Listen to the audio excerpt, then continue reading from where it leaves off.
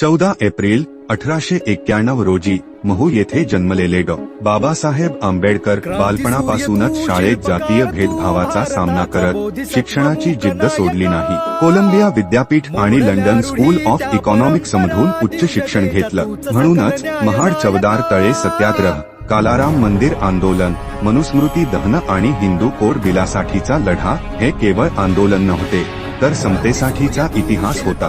शेवटी बौद्ध धर्माचा स्वीकार करत भारताला सामाजिक नवजागृतीचा मार्ग दाखवला. कामगार कायदे, संविधान लेखन आणि प्रत्येक भारतीयाच्या स्वप्नांना संविधानात स्थान देणारा हा महामानव. आज लाखो विद्यार्थी शिक्षण घेत आहेत, स्वप्न पाहत आहेत. हीच खरी बाबासाहेबांना आदरांजली.